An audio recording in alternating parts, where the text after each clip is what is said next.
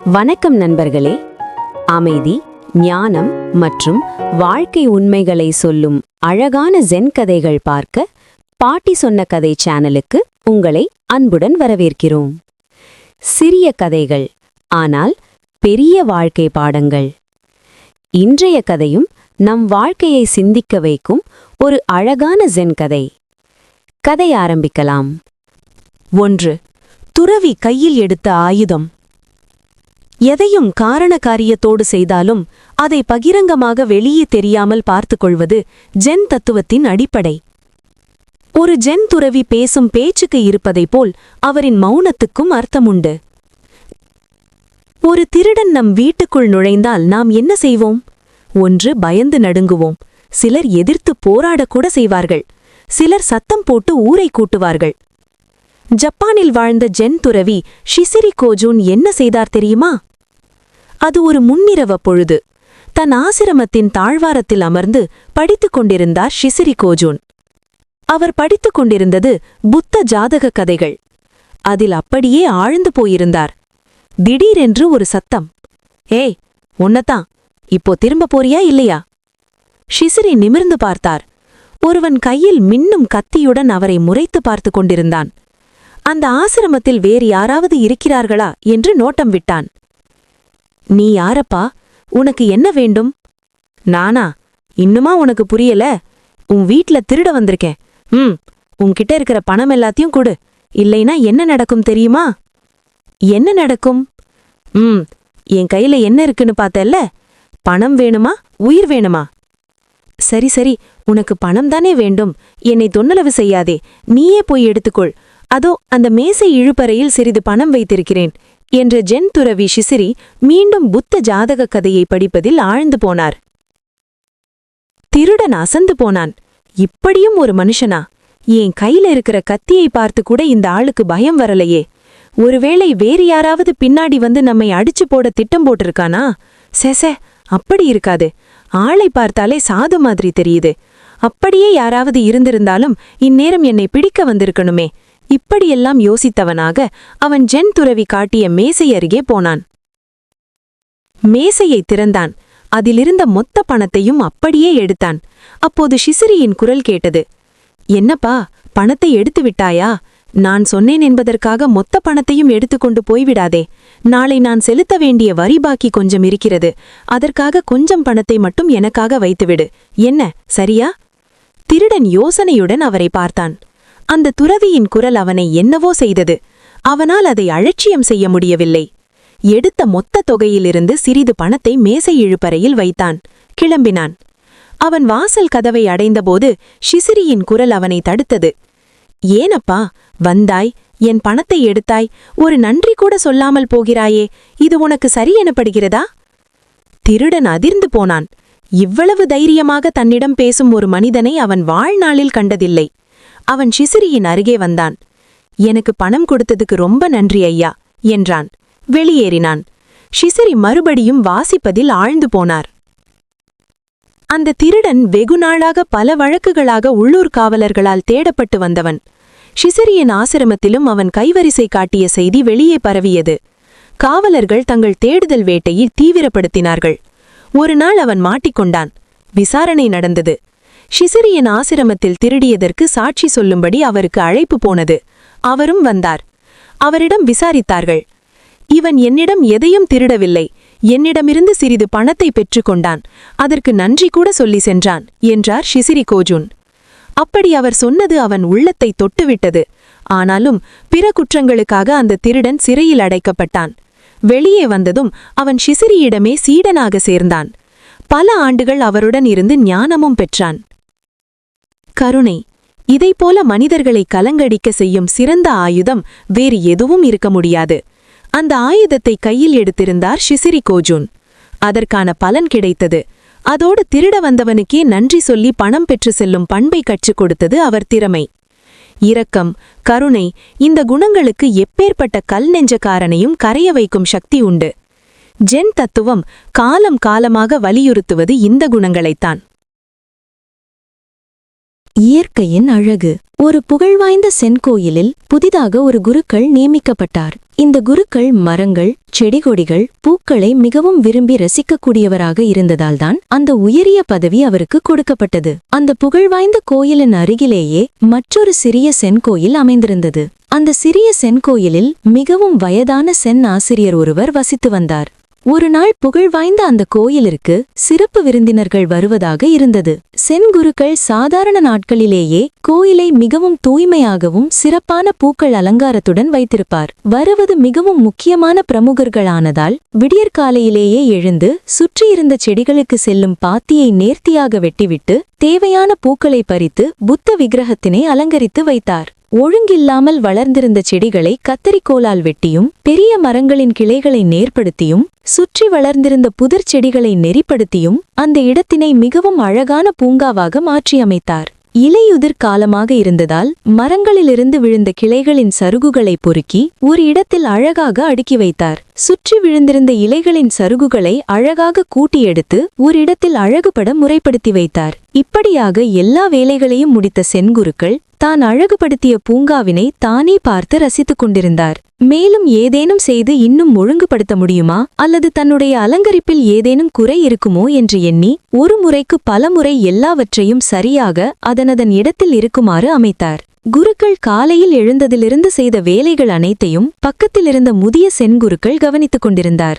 எல்லாவற்றையும் பலமுறை சரிபார்த்து தனக்குள் திருப்தி அடைந்த சென்குருக்கள் அடுத்த பக்கத்து சுவரிலிருந்து கவனித்துக் கொண்டிருக்கும் முதியவரை பார்த்தார்.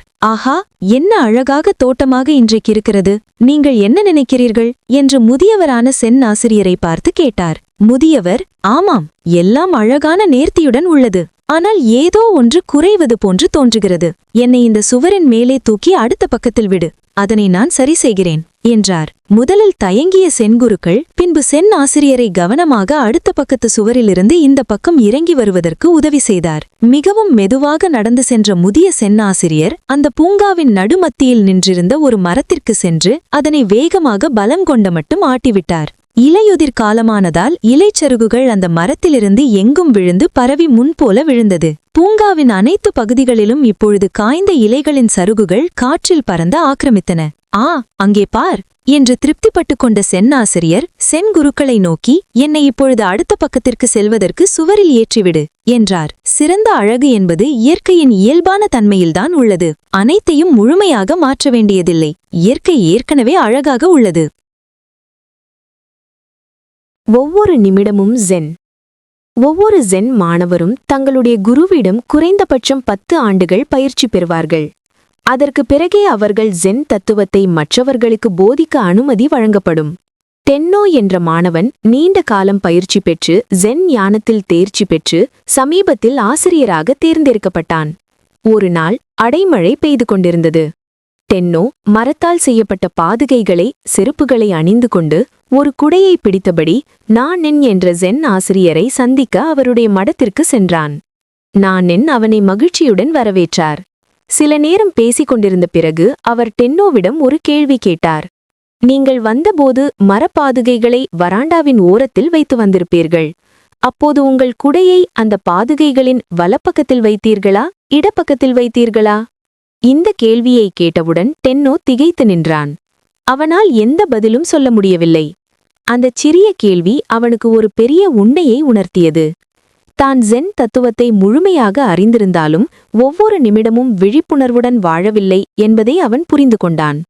உடனே டென்னோ நானென் அவர்களுக்கு நன்றி கூறி மீண்டும் அவரிடமே மாணவனாக சேர்ந்து பயிற்சி பெறத் தொடங்கினான். ஒவ்வொரு நிமிடமும் விழிப்புணர்வுடன் வாழ அவனுக்கு மேலும் 6 ஆண்டுகள் பிடித்தது.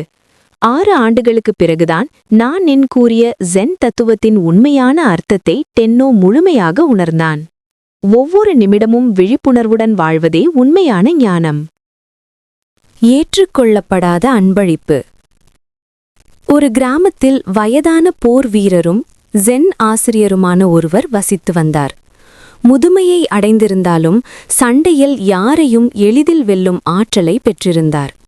அவருடைய பொறுமையும் பெருமையும் சுத்துவட்டாரங்களிலிருந்த கிராமங்களிலும் நகரங்களிலும் பரவியிருந்தது. பல மாணவர்கள் அவரிடம் சேர்ந்து போர் பயிற்சிகளை கற்று வந்தனர். ஒருநாள் வாலிப வயதுடைய போர் வீரன் ஒருவன் அந்த கிராமத்திற்கு வந்தான். அவன் முதிய வயதினரான ஆசிரியரை எப்படியும் வலுச்சண்டைக்கு அழைத்து அவரை முதன்முதலாக வென்றவன் என்ற பட்டத்தினை பெற வேண்டும் என்ற எண்ணத்துடன் அந்த ஊருக்கு வந்திருந்தான். அவனுக்கு எதிரியிடம் இருக்கும் குறைபாட்டினை எளிதில் அறிந்து கொள்ளும் திறமையும், இடியைப் போன்ற வேகத்துடன் மின்னல் என கண் இமைக்கும் நேரத்தில் பாய்ந்து தாக்கும் ஆற்றலையும் பெற்றிருந்தான். கருணையே இல்லாத அவன் எதிரியினை வெகு நேரம் உற்று நோக்குவான். எதிரி முதல் அடியை எடுத்து வைக்கும் வரையில் அவர்களை கூர்ந்து நோக்குவான்.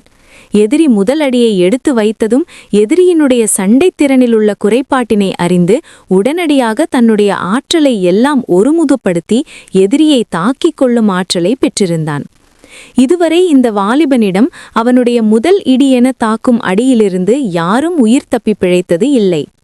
தன்னுடைய மாணவர்கள் பலரும் இந்த கெட்ட நோக்குடைய வாலிப போர் வீரனை பற்றி சொல்லி தடுத்த போதும் முதிய ஜென் ஆசிரியர் மிகவும் மகிழ்ச்சியுடன் இளைஞன் விட்ட சவாலான சண்டைக்கு ஒத்துக்கொண்டார். இருவரும் போர் செய்யும் இடத்திற்கு சென்றனர். ஊர் மக்களும் மாணவர்களும் சண்டையினை பார்ப்பதற்காக சுற்றி நின்று கொண்டிருந்தனர். சண்டை ஆரம்பித்த உடனேயே வாலிப போர் வீரன் ஆசிரியரை ஜப்பானிய மொழியிலிருந்த இழிவான வார்த்தைகளை எல்லாம் உபயோகப்படுத்தி திட்ட ஆரம்பித்தான். கீழே இருந்த குப்பை கூழங்களை அள்ளி ஆசிரியர் மேல் வீசினான். அவருடைய முகத்தில் படுமாறு காரி உமிழ்ந்தான். ஒரு மனிதனை எதையெல்லாம் செய்தால் அவமானப்படுத்த முடியுமோ அத்தனை விதமான செயல்களையும் செய்தான். வார்த்தைகளை உபயோகப்படுத்தி கோபமுட்டும்படி பேசி சாபமிட்டான். இப்படியாக 1 மணி நேரத்திற்கும் மேல் சென்றிருக்கும். ஆனால் ஜென் ஆசிரியர் எந்தவிதமான உணர்ச்சியையும் காட்டாமல் அமைதியாக உறுதியுடன் நின்றிருந்தார். கடைசியில் வார்த்தைகள் கிடைக்காமல் இளைஞன் சோர்வடைந்து தன்னுடைய திட்டம் பலிக்காமை கண்டு முதியவரை வெல்வது கடினம் என்று நினைத்து அவமானத்துடன் அந்த இடத்தினை விட்டு சென்றுவிட்டான்.